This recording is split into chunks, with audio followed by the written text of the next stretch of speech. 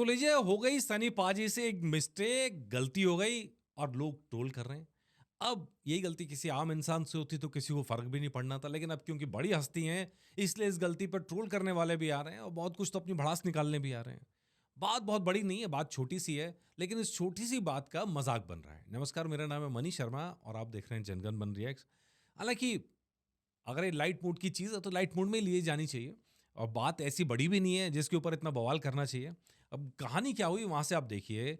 सनी पाजी की फ़िल्म जाट आई थी पिछले साल, 1 साल पूरा हो गया, उन्होंने ट्वीट्स किए, स्टोरीज़ वगैरह डाली।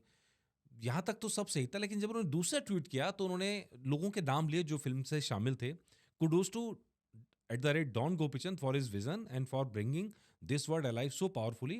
And Randeep Hooda and Vinit Kumar, wishing you both the best always. It was a pleasure sharing the screen with you, and maybe it's time to gear up again. Some good news about Jat 2 coming soon.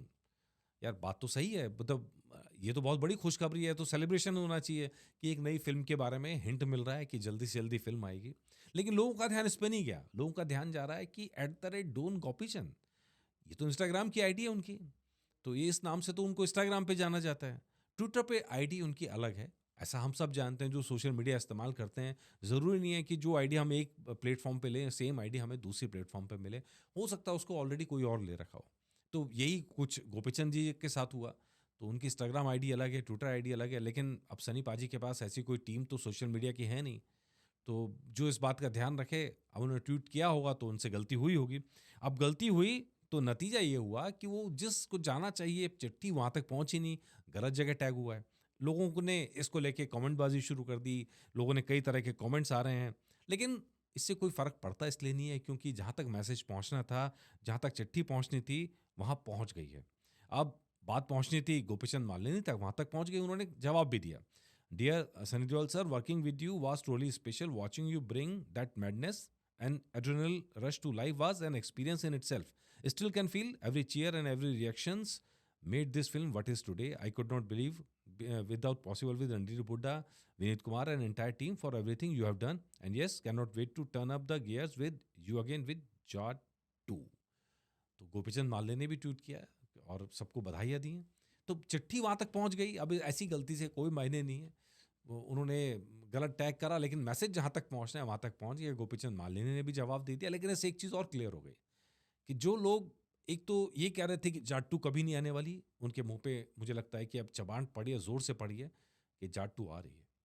एक बात ये, दूसरी बात ये कि इस तरह की खबरें बहुत थी कि शायद गोपीचंद मालिनी को बाहर कर दिया जाएगा, लेकिन इस ट्वीट से ऐसा संकेत मिल रहा है कि गोपीचंद मालिनी फ़िल्म के साथ जुड़े हुए हैं और हो सकता है कि अगली फ़िल्म भी उन्हीं के नेतृत्व में, उन्हीं के डायरेक्शन में बने। अब ये ऑफ़िशियल अनाउंसमेंट जब होगा तभी बात पता चलेगी कि क्या हुआ, क्या नहीं हुआ, लेकिन हम सब जानते हैं और हम सब ये मानते हैं कि जाट बिना गोपीचंद मालिनी के विज़न के पॉसिबल नहीं थी। ये उनका विज़न था, वही सनी पाजी को लेके आए और हमें लगता है कि जाट 2 जब भी आए तो गोपीचंद मालिनी के नेतृत्व में ही आनी चाहिए, उनके डायरेक्शन में ही आनी चाहिए। क्योंकि इस फ़िल्म को लेके, इस सीरीज़ को लेके उनके मन में एक एक ख़ास तरह की प्लानिंग पहले से चल रही है। इसके कई सारे क्लू बुलडोज़र के तौर पे आप कह लीजिए फ़िल्म में छोड़े गए हैं, पार्ट 1 में छोड़े गए हैं, जो पार्ट 2 के अंदर उस कहानी को आगे बढ़ाया जा सकता है, जिसमें मतलब प्री वाली कहानी जाट की, वो भी दिखाई जा सकती है।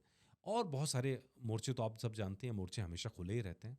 लेकिन वो नेचुरलनेस फ़िल्म की, जो जाट फ़िल्म के अंदर थी, वो गोपीचंद मालिनी के साथ आई थी। वो फ्लो जो था फ़िल्म का, वो गोपीचंद मालिनी का अपना एक विज़न था। नॉर्मली क्या होता है कि कई बार कहानी इम्पोज़्ड होती है, मतलब जब कहानी प्लान की जाती है तो बहुत ज़्यादा क्रिएटिव चीज़ों के अंदर चीज़ें खो जाती हैं। लेकिन कई बार एक कलाकार के मन में एक थॉट आता है, वो कहानी का रूप लेता है या फ़िल्म का रूप लेता है। वो इतना पावरफुल होता है, वो इतना नेचुरल होता है कि उसका फ़िल्म बाकी लोगों को भी खींच के ले जाता है। ऐसा बहुत अच्छी-अच्छी किताबों के साथ देखते हैं, बहुत अच्छी-अच्छी फ़िल्मों के साथ देखते हैं। उस प्रोसेस के अंदर लोग आके उसको अपडेट करते हैं, उस सपने को आगे बढ़ाते हैं।